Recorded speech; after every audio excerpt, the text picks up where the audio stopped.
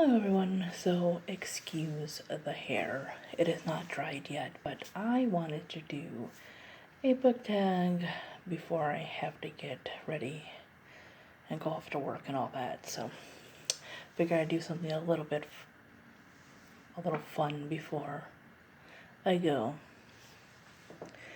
So this is going to be what is called the Bird Box book tag. So I have seen the movie, I enjoyed it. I am currently listening to the audiobook on Scribd. Well, not currently, because I have to pay for my Scribd subscription, which isn't that much, but I just don't have it. So, my audiobooks are on hold for right now.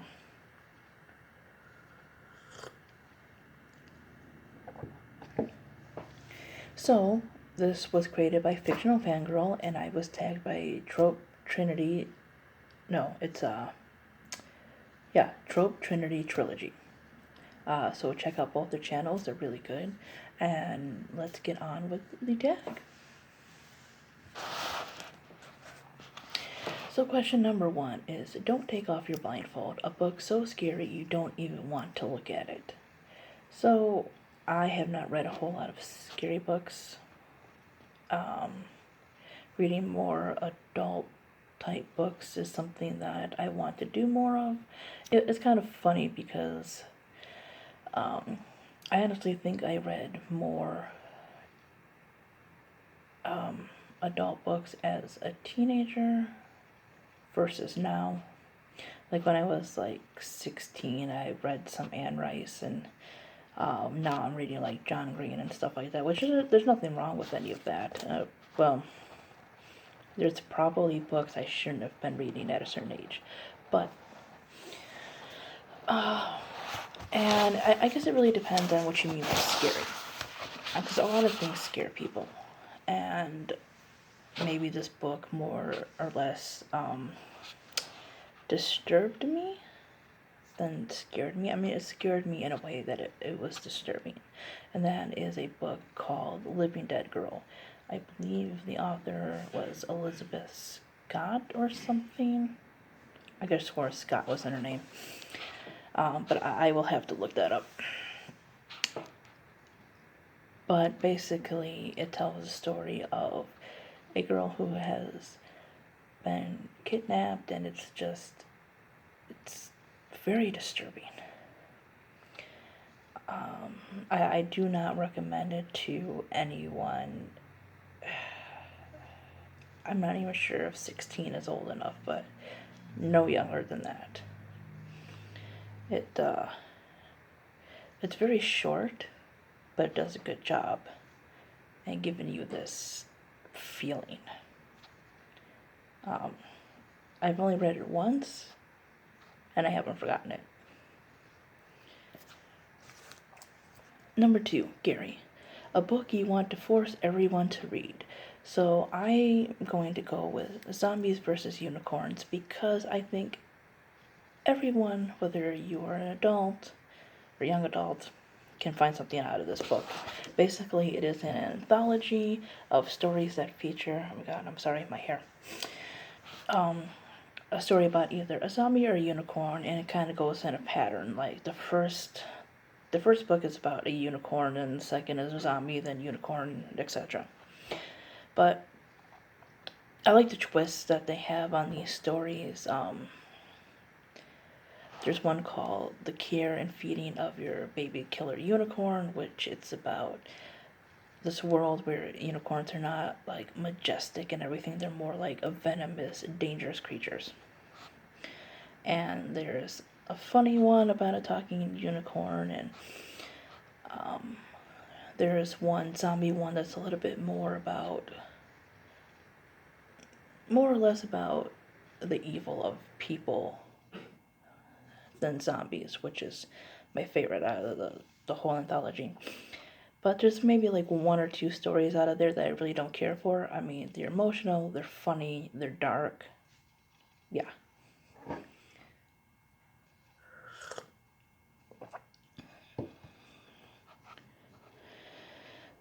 Number 3 is Blindfold. Don't judge a book by its cover. So what was a book that you saw the cover and you thought was going to be a good book and you didn't like it, or one that had a bad cover but it turned out you actually liked it?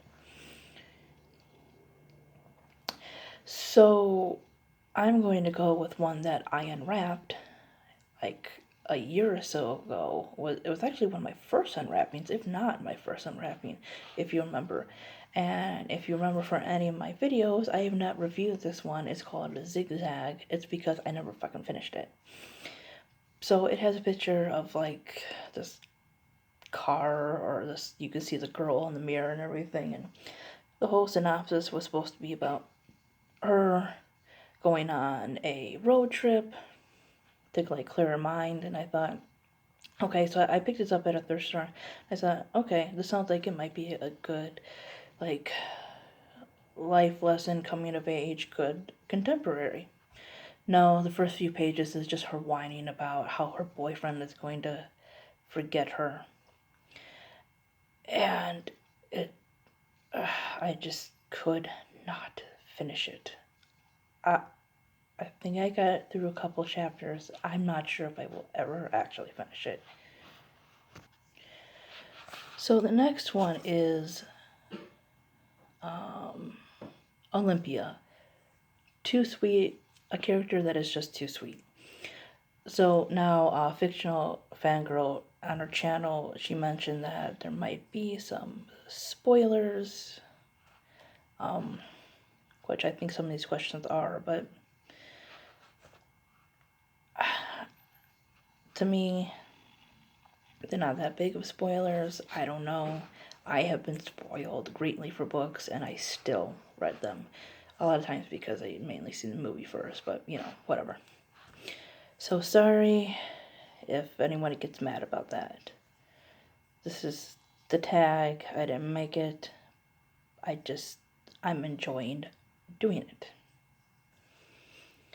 So a character that is just too sweet, and I would have to go with Stargirl from Stargirl, whose actual name, I believe, in the book was Susan. Stargirl is happy for everyone. She sings everyone happy birthday. She cheers for the opposite team. Like, literally, that happened in the book. So she's just too sweet for everyone. And that was a little much for people, but I liked her character. Number 5 is Douglas, a lovable asshole. So I have not found a character that I would consider that in any shape or form. Maybe one day.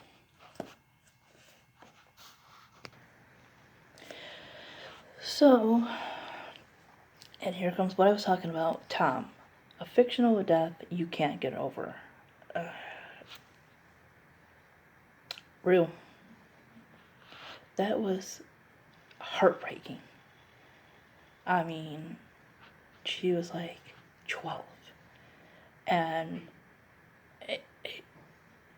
just knowing like a character like just that young died in such a way, with people watching, with a new friend basically singing to her until her passing. That was beautifully done, and I think the movie handled it very well. Birds, a book you want to warn people to stay away from. I don't know if I've read anything that bad to warn them to stay away from. But All American Girl was ridiculous. Like, I've done my review on that one, and it had the potential to be so much better, and it's not something I recommend. Mallory, favorite fictional mom. So she said Miss Honey from Matilda, and I have to agree. I like that. She was a great character. I don't know, I haven't paid attention to too many fictional moms, but I think she made a good mom, yeah. Number 9 is boy and girl. So fictional names you would like to name future children or pets. So I liked Antonasia from Jessica's Guide to Dating on the Dark Side. That's an interesting name.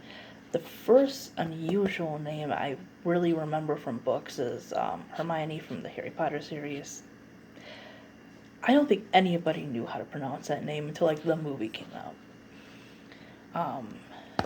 My favorite series makes for excellent names. You of course have Katniss, Cressida, Rue, Primrose, Octavia, Cato, Cinna, Glimmer. The names are kind of based, I guess, on status and wealth and where you live, but it makes for some really unique names. Names that I had no idea ever existed. So I am going to tag Todd the Librarian, Mindy's Book Journey, Matilda Gothica, Time for Books, Night Fear, and anyone else who wants to do this. I know there's a whole list of names, but kind of going off the top of my head here, guys. So yeah, if you watch this, you are tagged. See you next time. Bye-bye.